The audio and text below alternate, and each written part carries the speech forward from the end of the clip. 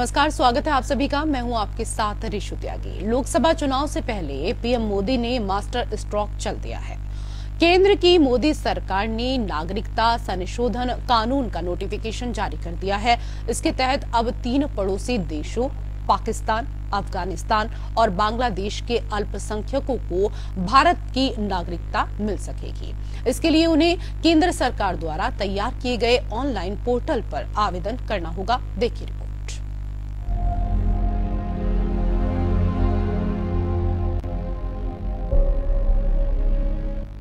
केंद्र की मोदी सरकार ने नागरिकता संशोधन कानून का नोटिफिकेशन जारी कर दिया है। लोकसभा चुनाव से पहले केंद्र सरकार का ये बड़ा कदम है। इसके तहत अब 3 पड़ोसी देशों के अल्पसंख्यकों को भारत की नागरिकता मिल सकेगी।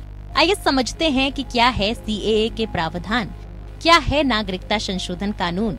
सीएए 2019 का उद्देश्य नागरिकता अधिनियम 1955 में संशोधन करना है। सीएए में विदेशियों के लिए नागरिकता का प्रावधान है। बांग्लादेश, पाकिस्तान और अफगानिस्तान गैर मुस्लिमों को दी जाएगी नागरिकता। 3 पड़ोसी देशों से भारत आकर बसने वाले गैर मुस्लिमों को नागरिकता दी जाएगी। हिंदू, सिख, बौद्ध, जैन, पारसी और ईसाई धर्मावलंबियों को मिलेगी नागरिकता। विस्थापित अल्पसंख्यकों को कोई दस्तावेज देने की जरूरत नहीं होगी। सरकारी जांच पड़ताल के बाद कानून के तहत नागरिकता दी जाएगी। मुस्लिम समुदाय को छोड़कर यानी कि 3 मुस्लिम बहुल्य पड़ोसी मुल्कों से आने वाले बाकी धर्मों के लोगों को नागरिकता देने का प्रावधान है। अल्पसंख्यकों को पोर्टल पर रजिस्ट्रेशन कराना होगा। गृह मंत्रालय दस्तावेज की जांच करेगा और नागरिकता जारी कर देगा। नागरिकता देने का अधिकार पूरी तरह से केंद्र सरकार के पास है। कानून में व्यक्ति किसी भी मजहब का हो कि उसकी नागरिकता छीनने का कोई प्रावधान नहीं है। धार्मिक उत्पीड़न से तंग आकर 31 दिसंबर 2014 से पहले भारत में शरण लेने वालों को अवैध प्रवासी माना गया है। भारत के मुस्लिमों या किसी भी धर्म और समुदाय के लोगों की नागरिकता को इस कानून से कोई खतरा नहीं है।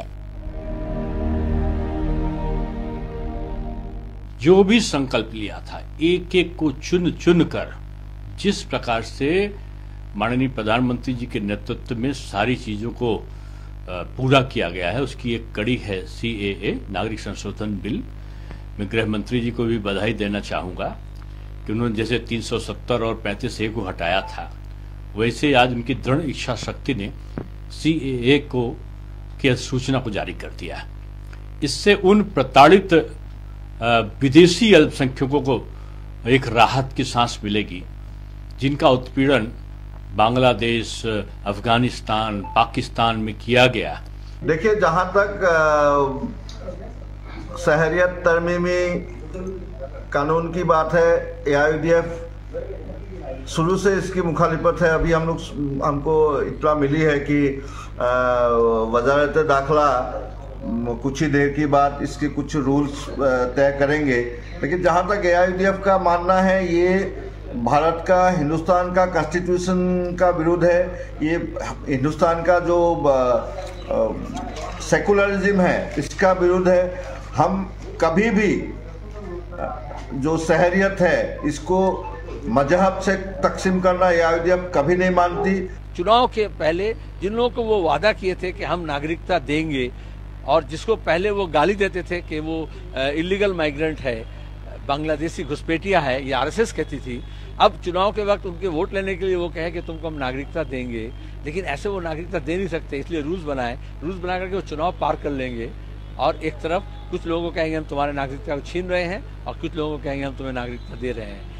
नागरिकता संशोधन अधिनियम को सुप्रीम कोर्ट में चुनौती दी गई। याचिकाकर्ताओं ने कानून के खिलाफ याचिका दायर कर कहा कि ये कानून पाकिस्तान, बांग्लादेश और अफगानिस्तान से सिर्फ हिंदू, सिख, बौद्ध, जैन, पारसी और ईसाइयों को ही भारत की नागरिकता देता है। इसमें म्यांमार में सताए रोहिंग्या, चीन के तिब्बती बौद्ध और श्रीलंका के तमिलों को जगह नहीं दी गई है, जो कि अन्याय है। Bureau report, APN.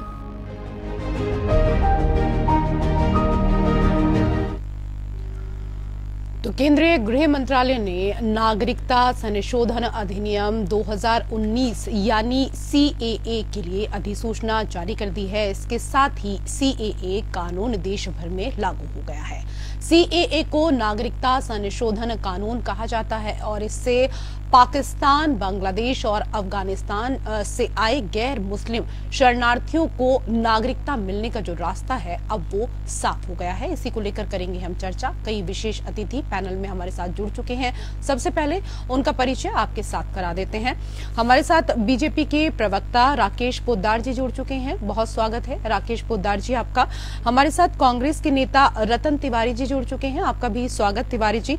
हमारे साथ TMC के प्रवक्ता सुमित मेहरोत्रा जी जुड़ गए हैं। सुमित जी आपका भी बहुत बहुत स्वागत। रतन तिवारी जी, लोकसभा चुनाव से पहले PM मोदी ने CAA को लेकर जो मास्टर स्ट्रोक चला है, सबसे पहले उस पर आपकी प्रतिक्रिया। सबसे पहले आपको मैं प्रणाम करता हूं, अपने दोनों मित्रों को प्रणाम करता हूं। देखिए, भारतीय जनता पार्टी हमेशा से ही इस देश में राजनीति करने में पीछे नहीं हटी। जो CAA कानून दिसंबर 2019 में राज्यसभा और लोकसभा में पास हुआ था और उसको 3 महीने से 6 महीने के अंदर उसको लागू करना होता है, यही भारतीय जनता पार्टी लगातार 9 बार सुप्रीम कोर्ट के पास जाकर इसका जो दायरा था समय सीमा का वो बढ़ाया है। तो आज चुनाव के 1 महीने पहले CAA लागू करने का सिस्टम क्या है वो ना तो मैं समझ पा रहा हूँ ना देश की जनता समझ पा रही है। पूरी तरीके से पश्चिम बंगाल और असम में जो चुनाव हो रहे हैं वो चुनाव का ध्रुवीकरण करने के लिए भारतीय जनता पार्टी ने ये कदम उठाया है। आप देखिए ना, राम मंदिर बना दिए, लेकिन राम मंदिर की लहर बनी, लेकिन भारतीय जनता पार्टी की लहर नहीं बनी। आज देखिए ना, युवा बेरोजगार घूम रहे हैं, आज महंगाई से लोग त्रस्त हैं, उनके ऊपर ध्यान न देकर ये CAA लागू कर ये क्या दिखाना चाहते हैं, हम इस पे सहमत नहीं है। ये गलत टाइमिंग है। ये चुनाव के बाद भी कर सकते थे या 2019 में कर सकते थे।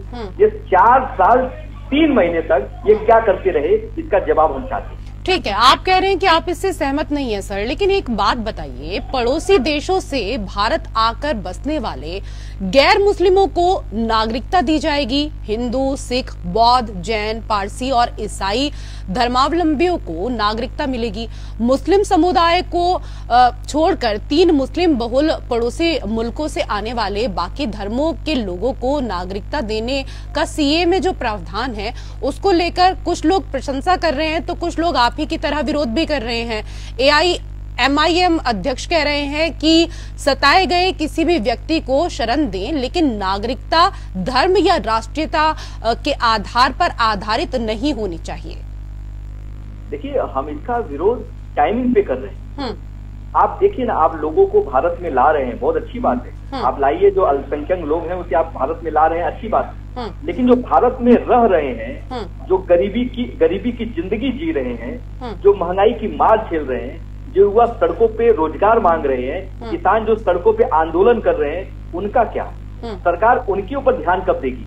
आप देखिए ना, इनके ऊपर सुप्रीम कोर्ट ने जो हंटर चलाया है इलेक्ट्रॉल बॉन्ड का, जो सबसे बड़ा घोटाला है भारतीय जनता पार्टी। ठीक है सर, मैं इस पर आऊंगी, लेकिन कुल मिलाकर CAA पर आप लोग टाइमिंग को लेकर सवाल उठा रहे हैं। मैं जरा इस पर जवाब ले लेती हूँ। राकेश पोद्दार जी, विपक्ष का सिर्फ इतना सा कहना है कि हमें CAA से आपत्ति नहीं है, लेकिन इसके टाइमिंग को लेकर जरूर यहाँ पर विपक्ष आप लोगों के ऊपर निशाना साध रहा है और वो कह रहे हैं कि लोकसभा चुनाव से पहले ही क्यों? देखिए निशु जी, हम लोगों ने 235 वादे 2019 में किए थे। हम लोगों ने 222 वादे हम लोगों ने पूरा किया। 23वां वादा जो कल हम लोगों ने पूरा करने का काम किया। हम लोग जनता से वादे करके आए तो उस वादे को लेकर चल रहे हैं और समय आते अब देख सकते किस तरह 2019, 21 और 22 में अपना देश कोरोना काल में प्रभावित रहा, उससे भी हम लोगों ने निकलने का काम किया। लेकिन इन लोगों को राजनीति करना है, जो हमारे धर्म के हिसाब से देश का जो बंटवारा हुआ, पाकिस्तान, अफगानिस्तान या बांग्लादेश, वहाँ पे जो लोग अल्पसंख्यक लोग हैं, हमारे जैसे हिंदू भाई हुए, सिख भाई हुए, बौद्ध भाई हुए, सभी लोग वहाँ प्रताड़ित हो रहे थे। तो अगर हमारे देश में रहने आ रहे हैं, शरणार्थी हैं, तो रहने आ रहे थे, इसमें इनको क्या दिक्कत हो रही है? इनको सिर्फ एक तुष्टीकरण की देश में राजनीति करना है। इन लोगों ने 60 साल तक देश के अंदर जनादेश लेने के बाद तुष्टीकरण, परिवारवाद, जातिवाद नाम पर इन लोगों ने जिंदा रहा। लेकिन अब इस देश की जनता ने जान चुके हैं, माननीय प्रधानमंत्री शक्तिकरण करने की उद्देश्य से, देश को आगे बढ़ाने के उद्देश्य से हम लोग काम कर रहे हैं। हम लोग अपने पार्टी के लिए कभी काम नहीं कर रहे हैं, हम लोग काम कर रहे हैं अपने देश के लिए काम कर रहे हैं। देश कैसे मजबूत हो उसकी चिंता हमारे देश के प्रधानमंत्री करते हैं, लेकिन इनको चिंता होता है अपने परिवार का, अपना अच्छा ठीक है, मतलब कुल मिलाकर आपका कहना है कि सिर्फ केंद्र सरकार को चिंता है, प्रधानमंत्री नरेंद्र मोदी को चिंता है, इस देश की कांग्रेस की किसी व्यक्ति को चिंता नहीं है,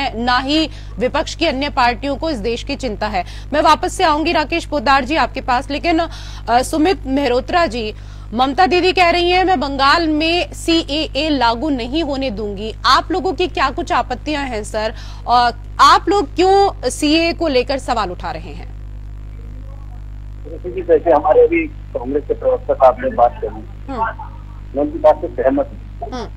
कहीं ना कहीं कोई मन में घोटाला है इनकी, कोई बात ऐसी है कि चुनाव के ठीक समय पहले ये लेकर के आना।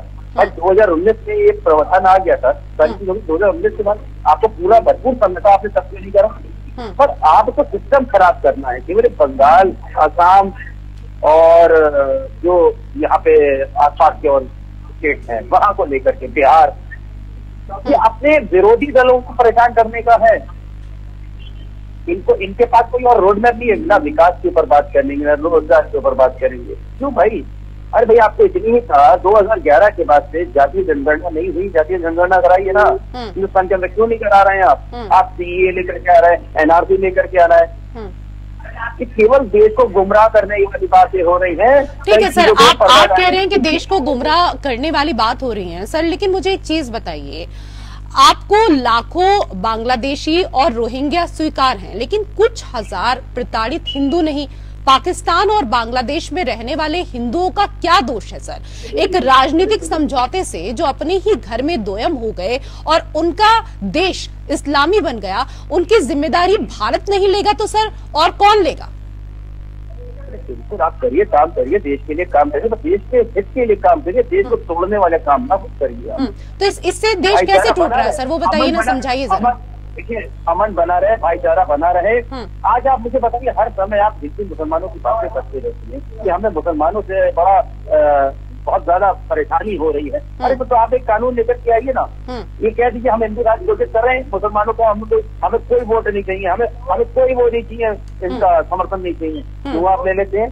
क्यों उच्च पदों पे आप क्या बैठा रखा है आपने? क्यों सरकारी नौकरियों में आप करते चले आने 2014 जाके खत्म करिए ना। पर इन्हें सिस्टम खराब करना है, रेजिस्ट्री और कुछ नहीं करना है देश के अंदर। ठीक है राकेश जी, सुमित जी कह रहे हैं कि आप लोग सिर्फ सिस्टम को खराब करना चाहते हैं, और अगर आपको इतना ही सब कुछ लेकर आना है तो इसको हिंदू राष्ट्र बना दीजिए। बहुत दुर्भाग्यपूर्ण बात है, बहुत दुख लगता है इस बात को कहते हुए। ये लोग जो बोल रहे हैं, बहुत दुखी मन से मैं बोलना चाहता हूँ। एक देश का नागरिक, पार्टी अलग छोड़ के मैं देश का एक नागरिक हूँ। अरे भाई, हमारे मुस्लिम भाई हमारे भाई हैं, उन लोगों के लिए हम लोगों ने काम किया। 2014 में यही लोग कहते हैं कि देश के प्रधानमंत्री नरेंद्र मोदी जी आएंगे तो मुसलमानों को भगा दिया जाएगा, पाकिस्तान भगा दिया जाए। विशु जी आप बता दीजिए, 2014 के बाद कभी आपने हम लोगों को देखा किसी मुस्लिम के बारे में उल्टा और सीधा बयान करते हुए? हमारे अंग है, हमारे जितने भी अंग है, शरीर के अंग है, उतने भागीदारी, उस अंग के भागीदारी हमारे मुस्लिम भाई है। आप भड़काने वाली बात इस देश में मत कीजिए, तुष्टीकरण की राजनीति मत कीजिए। मुसलमानों के साथ आपने 70 साल अत्याचार किया, उस अत्याचार में आप लोग आज भी उसी बात को कर रहे हैं, तुष्टीकरण की बात कर रहे हैं, जातिवाद की बात कर रहे हैं कि हमने इनका वोट लेके देश को खत्म करने का काम किया। दुख लगता है ऐसे नेताओं से। अरे भैया, हमारे अंग है, हमारे भाई है, हम लोगों ने 3 तलाक जैसे